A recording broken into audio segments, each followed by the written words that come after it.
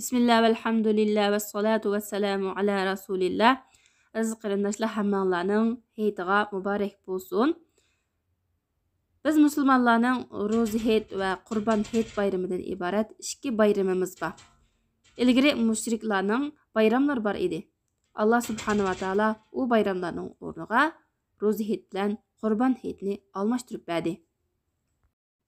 Peygamber sallallahu aleyhi ve sellem Medine'ye yetip gelgen vaqtida Medine əhlinin bayramı batdı. Ular bu bayram günüdə təbriklab oynaydı. Yani cahiliyyətdəki bayramlar deməkdir. Şunun bilan Peygamber sallallahu aleyhi ve sellem ular dedi: "Qad abdalakumullahu bihima khayran minhuma yawman nahri ve yawmal fitr." Allah Taala bu iki bayramlarning o'rniga Qurban hayit bilan Ro'za hayitni almashtirib berdi dedi. Hayit deb atılışının sebebi, yani Aid deb atılışının sebebi bu Arapça yapılıp ada yaudu, yani qaytib keldi degan gap Uyg'urcha. Yani davamlı qaytib keldiganligi uchun har yili qaytib keladi emasmi? Takrorlanadiganligi uchun qaytib keladiganligi uchun Aid deb atildi. İslamda Ro'za hayit, Qurban hayit ve Cuma günüden başka bayram yok. Bunundan başqa bayramlar bid'at ve bu bayramlarni musulmonlarning tabriklashi, bu bayramlar sababdan xo'shal bo'lishi, xo'shallik izhor qilishi durust emas. Shayxul Islam Ibn Taymiya rahimahulloh shundoq deydi: "Hayit bayramlar Alloh taolo yo'l qo'yib bergan shariat, din va manhaj va ibodatlarning qatoridan hisoblanadi. Chunki Alloh taolo likullin ja'alna minkum shir'atan va minhaja. Sizlarning har biringlar uchun biz bir shariat, din va minhaj, yani yo'l qilib berdik" degan. Yana Alloh taolo likulli ummatin ja'alna mansakanhum nasikuh. Biz har bir ummatga, har bir millatga, har bir qavmga ular ibodat qiladigan ibodatlarni qilib berdik. Masalan, qibla, namoz, ro'zaga o'xshash. Shu musulmonlarning hayitni qilib o'tkazish bilan boshqa namoz, ro'za qatorliq ibodatlarni ado qilishning o'rtasida farq yo'q. Yani hammasi o'xshash ibodat. Bayram o'tkazishmi ibodat. Yani Ro'za hayit bayrami, Qurban hayit bayramini tabriklash va o'tkazish, xo'shal bo'lish, xuddi namoz o'qigan va boshqa ibodatlarni qilgan o'xshash dinimizdagi bir ibodat. Ammo musulmon kishi kofirlarning bayramlarini tabriklasa, kofirlarning bayramlarini xo'shal bo'lsa va o'tkazsa, o chaqda shularning dinida bo'lib qoladi. Musulmon kishi kofirlarning bayramlarini shularga o'xshash tabriklasa, o chaqda u kofir bo'lib ketadi. Ama ularning bayramlaridan masalan ba'zan bir ishlarga qatnashib qolgan bo'lsa, o chaqda kufrning shaxchilaridan tarmoqlardan bir tarmoqiga tushib qolgan bo'ladi. Hayit kuni qiladigan bir ish bo'lsa, hayit namoz o'qish. Hayit namozi farz kifoya. Ya'ni bir turkum kishilar, bir turkum musulmonlar hayit namozi o'qisa, butun ummatdan saqit bo'ladi. Butun ummat gunohkor bo'lmaydi. Agar hammalar o'tmasa, hayit namozi o'qimasa, butun ummat gunohkor bo'lib ketadi.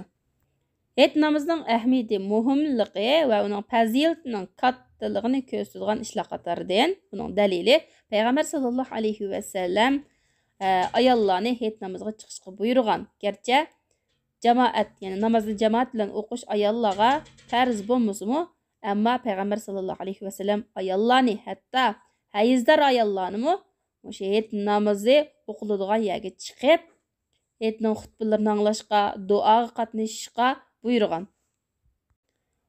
Atiya radhiyallohu anhudan rivoyat qilinadiki, u mundaq degan: "Biz hatto balog'atga yetib qolgan qizlar va shundaqla balog'atga yetay deb qolgan qizlarmi chiqishga buyurildik va hayizdor ayollarmi shu hayit namoz o'qiydigan yerga chiqishga buyurildik.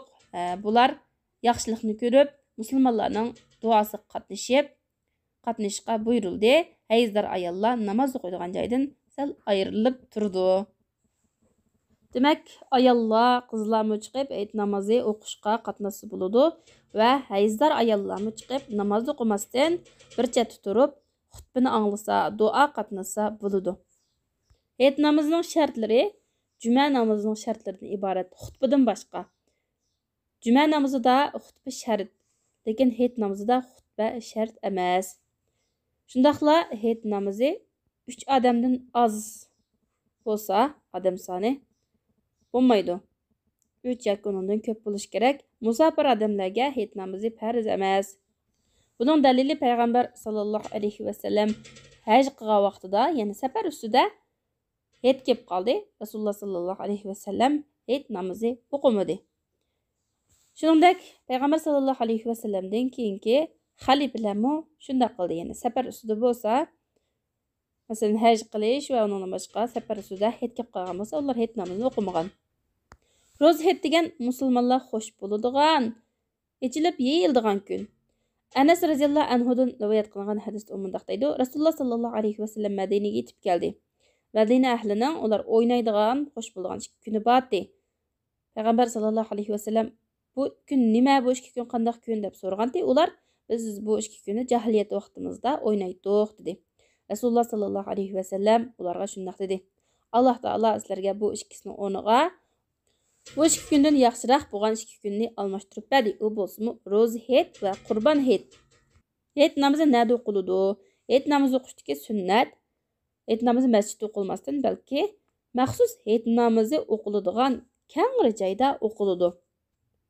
Abu Sa'id al-Khudri radhiyallohu anhudan rivoyat qilingan hadis mundaq deydi: Payg'ambar sallallohu alayhi vasallam ro'za hayit kuni va qurbon hayit kuni namoz o'qiydigan joyga chiqadi, ya'ni masjidga emas, balki kengri namoz o'qiydigan joyga chiqadi. Bu hadisni Buxoriy va Muslim rivoyat qilgan. Chunki ular hayit namozi uchun shu kengri namoz o'qiydigan joyga chiqqan vaqtida bu joyda musulmonlarning va islomning haybati ko'riladi va dinning shuari oshkor bo'ladi. Hayit namozi o'qishdagi sunnatmi shu?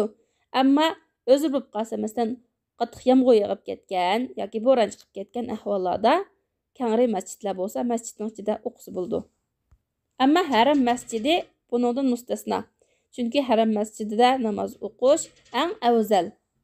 Hayit namozini afzallik uchun haram masjidda o'qisa bo'ladi. Hayit namozining vaqti-chu deganda, hayit namozining vaqti chashka namozining vaqti. Ya'ni quyosh nayz bo'yi o'rlagandan tortib kun qayrilay degicha bo'lgan arliqda o'qisa bo'ladi. Chunki payg'ambar sallallohu alayhi vasallam va uning xalifalari, payg'ambar alayhisolamdan kelgan xalifalar mushunda o'qiganlik uchun. Endi sunnat qurbon hayit namozini balduroq o'qish. Dastlab vaqtida o'qish va ro'za hayit namozini sal kechiktirib o'qish. Chunki payg'ambar sallallohu alayhi vasallam shunda qilgan, ham kishilar qurbon hayit namozini o'qib etiblam mal bo'g'izlaydiganligi uchun, mal bo'g'izlashga oldiraydiganligi uchun buni dastlabki vaqtida o'qib etish sunnat. Ro'za hayit kunida kishilar fitr sadiqasini berishga kengri vaqt chiqarish uchun, ya'ni fitr sadiqasini hayit namozidan burun birimiz shunga fitr sadiqasini berishga yetarli vaqt chiqish uchun hayit namozini sal kechiktirib o'qish sunnat. Hayit namozining o'qilish shakli. Hayit namozi 2 rakat bo'lib, bu 2 rakat namozdan keyin hayit xutbasi o'qiladi. Sahih Muslim va Sahih Buxoriyda va uning boshqa hadislarda Abdullah ibn Abbas radhiyallohu anhudan rivoyat qilingan hadisda payg'ambar sallallohu alayhi vasallam ro'za hayit kuni chiqib 2 rakat namoz o'qigan va bu 2 rakat namozni oldida va yoki undan keyin namoz o'qimagan. Abdullah ibn Umar radhiyallohu anhudan rivoyat qilingan hadisda mundaq deydi: Payg'ambar sallallohu alayhi vasallam va Abu Bakr va Umar radhiyallohu anhumlar 2 hayit namozini xutbadan ilgari o'qigan. Bu hadisni Buxoriy va Muslim rivoyat qilgan. Ammo musulmonlar ogoh bo'lishga tegishli ishlar, hayit bo'ldi, biz xushal bo'lishimiz kerak, xushalligimizni izhor qilishimiz kerak, chiroyli kiyimlarni kiyishimiz kerak deb o'ltirib, masalan, erlar soqolni qisqartib, ishtonni uzun kiyib, ayollar zibuzinnatlik kiyimlarni kiyib, o'zining zinnatlarini oshkorlab, har ayollar aralashib, faoliyatlarni qilib, naqsh musiqani anglab qilish haram. Bu qat'iy cheklanadi. Musulmonlar mush ishga qattiq diqqat qilish kerak, hazır aylash kerak. Hayit namozi 2 rakat. Birinchi rakatida Allohu akbar deb namozni boshlab bo'lgandan keyin oqidan 6 takbir aytamiz. Ikkinchi rakatida Allohu akbar deb o'rnimizdan turgandiki, takbirdan boshqa qiroatdan burun, ya'ni sura o'qishdan burun 5 takbir aytamiz. Her bir qatim takbir aytganda qo'lni ko'tarish mustahab. Takbir aytib bo'lgandan keyin Azbillahimineşşeytanirracim deb bo'lgandan keyin sura Fatihani o'qiydi va birinchi rakatda sura A'lani, ikkinchi rakatda G'ashiya surasini o'qish mustahab. Chunki Samura radhiyallohu anhudan rivoyat qilingan hadisda undaq degan: Rasululloh sallallohu alayhi va sallam ikki hayit namozida va juma kunida Sabbihisma robbikal a'la, ya'ni A'la surasi bilan va hal ataka hadisul G'ashiya, G'ashiya surasini o'qiydi namozda. Ya'ni shundaqla payg'ambar sallallohu alayhi va sallamning birinchi rakatda Qof val Qur'onil Majid degan sura bilan Iqtarabatis sa'atu va shaqqal qamar bu surani o'qiganligi rivoyat qilingan. Hayit namozini oshkor o'qishga olimlar ittifoqi kelgan ham musulmonlarmi hayit namozida qiroatni oshkora o'qib kelyotidi. Ikki hayitning sunnatlari. Ro'za hayit kuni hayit namoziga chiqishdan ilgari taqalatda bir qanchatal xurma yeyish. Anas radhiyallohu anhudan rivoyat qilingan hadisda umundaq deydi: Payg'ambar sallallohu alayhi va sallam ro'za hayit kuni bir qanchatal xurma yemay turib, hayit namoziga mangmaydi. Va bu xurmalarni tahyaydi, ya'ni 3 tal yoki 5 tal degandek. Bu sunnatlarning qatoridan yana hayit namoziga piyoda mengib chiqish. Ali radhiyallohu anhudan rivoyat qilingan hadisda umundaq deydi: hayit namoziga piyoda mengib chiqish bu sunnat. Üçüncü, erler tekbir etiş. Tekbirini uçuk aşkar etiş. Ta ki uydan çıkıp namaz okuyduğu yere gelişlik tekbir etiş. Ayallar içi de etiş tekbirini. Dördüncü, hayit namazıga bir yoldan bağan bolsa, namazdan keyin başka yoldan qaytish. Çünkü Peygamber sallallahu aleyhi ve sellem muşunda qılatdi.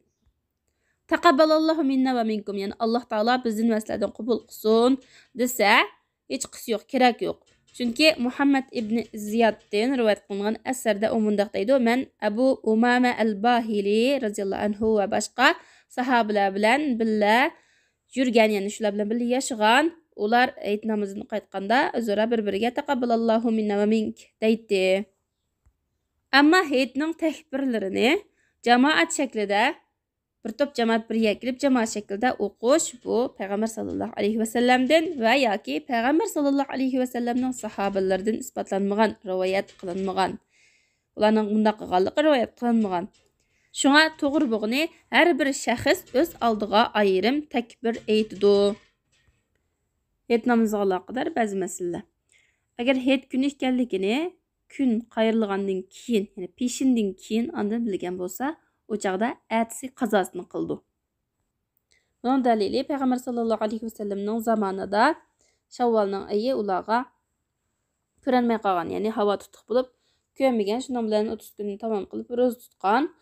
Ondan kündüzünün ahiri boğa vaxtıda başkalar kilip biz ay köygen tuq, bugün hit qılgan tuq degende Peygamber sallallahu aleyhi ve sellem sahabelerini eğiz etip hit qılışqa ve hit namazını Ətis oxuş üçün ularni hayit namazıga chiqishga buyurgan. İki hayit namazı üçün azan o'qilmaydi va iqomatmi o'qilmaydi. Jabir radhiyallohu anhudan rivoyat qilingan hadisda mundaq deydi: "Men payg'ambar sallallohu alayhi va sallam bilan birga hayit namozini bir qancha qatim o'qidim. Payg'ambar sallallohu alayhi va sallam hayit namozini xutbadan ilgari boshladi. Ya'ni hayit namozini xutbadan ilgari o'qidi. Azan o'qimasdan va iqomat o'qimasdan. Endi agar bir kishi hayit namoziga qatnashamagan bo'lsa, ma'lum sabablar tufaylidan qazosini qilamdi deganda, uning qazosini qilishi bu kishi haqida sunnat emas. Chunki hayit namozi jamoat bo'lib, jamoat shakllanib o'qiladigan namoz. Bir kishi jamoat namoziga qatnashamasa, u atisi qazo qiladigan unda ish yo'q. Hem bundan qilish Peygamber sallallahu aleyhi ve sellem'den ve yoki Peygamber sallallahu aleyhi ve sellem'nin sahabalaridan rivoyat qilinmagan. Hamda bir kishi hayit namoziga qatnashish uchun keldi. Ammo imom oldidagi ayat takbirni o'qib bo'ldi, o'qib bo'lib sura boshlab bo'lgan bo'lsa, u chaqda bu kishi Allohu akbar deb namozga kirdi. Arliqdagi 6 takbirni o'qimaydi.